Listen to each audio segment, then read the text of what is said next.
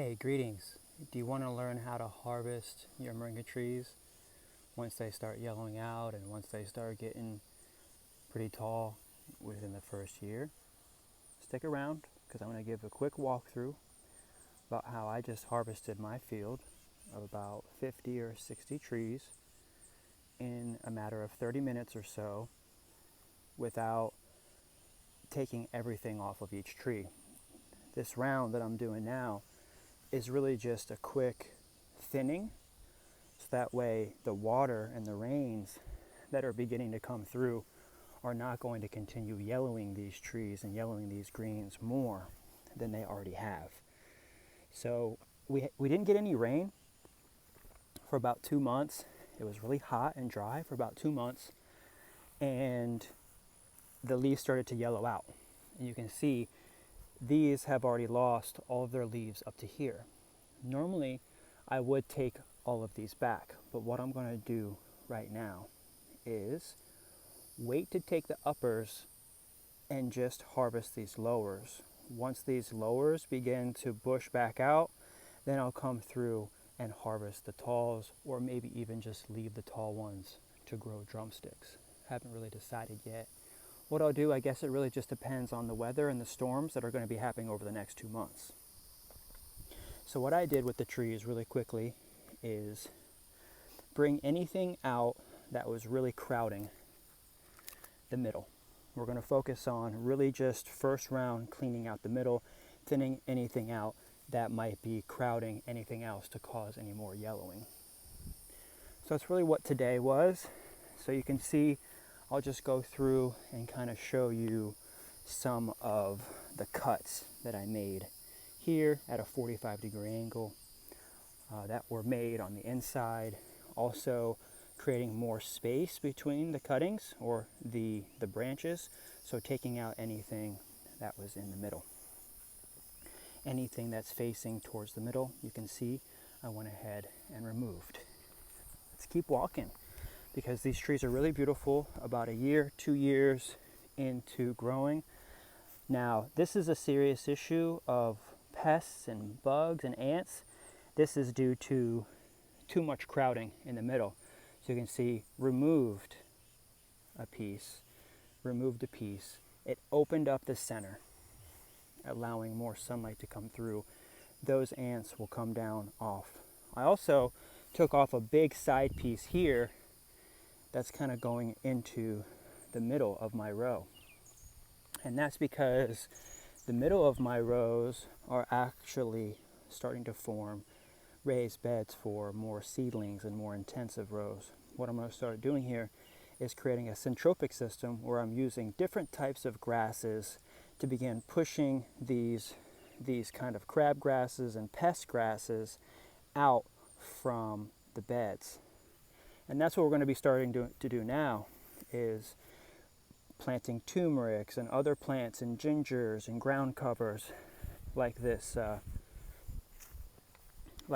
lettuce here is an Asian lettuce, Jewels of Opar. This is a really great, nice, succulent lettuce that I'm going to start to split out here, and this will help to keep the grass from creeping in. So I'm going to create lines and rows of this grass all the way down to help keep the grass here that I'm going to start using for other things, and to keep the grasses off the raised beds. Continuing to walk through, you can see some of the big pieces that I removed. It was just too crowded in there, and also anything that's coming in the middle. This is a theme at this point in time that we want to practice. You can see more yellows down the bottom. What I'll do is I'll pull those lowers off. That'll act as biostimulant. I'll put that back in the system as compost, and I'll harvest anything from the top here that's really green for human consumption. Fresh greens or loose leaf, dried as teas, are really good.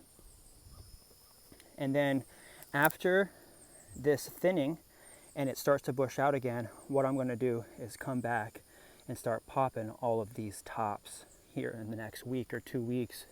So that way these ones come back short, but these will already start bushing out more greens.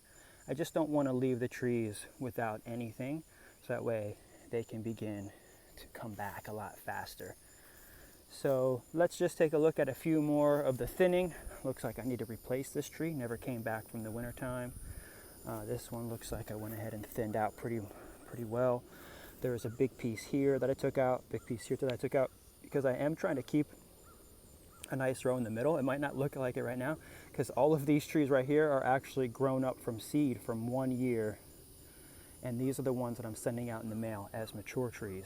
I'll pull these out, make $50 out of a tree, cut that there, and I ship that in the mail. Those are the mature trees that are on the website. So I'm pulling all of these middle trees out because these were just seedlings that I planted in a row here, very similar to what I'm creating here, which I just brought the trimmer through here, kind of deaded the grass, removed the grass. And what I'll do is I'll plant a seed line through the middle here, just like I did at the front of that. So continuing to show just a little bit of the thinning. This is pretty much a lot of greens now that I have on the ground that I need to get on the rack to dry. Did kind of bring this, you can see, took out something from the middle. I'll come back and probably thin this one out a little bit more.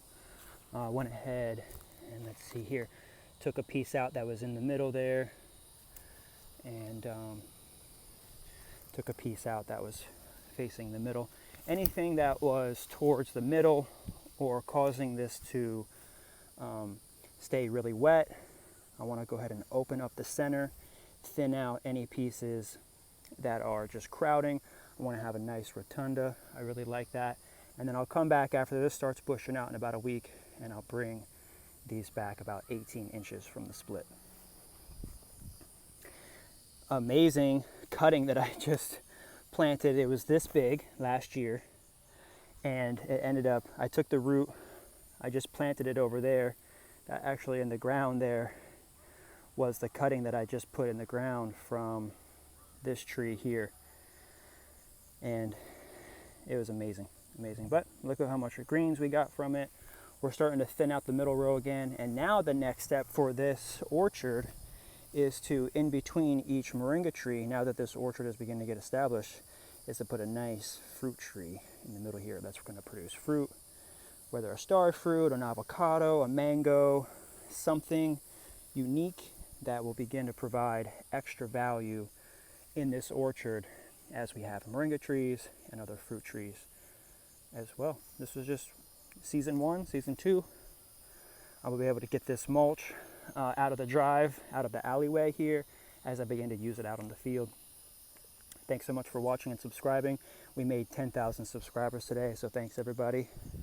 I'll be back for some more lessons, teachings. If you need anything from me, I will be going live tomorrow inside the members area. Become a VIP Grow Moringa Collective member today to have consistent support, training, and mentorship all throughout your growing process. That way you learn how to grow moringa trees really effectively, be able to harvest and process your greens, and what to do throughout each step of the way. Have a beautiful evening, and I'll talk to you soon. Peace and love. Ciao from Grow Moringa Farms in Plant City.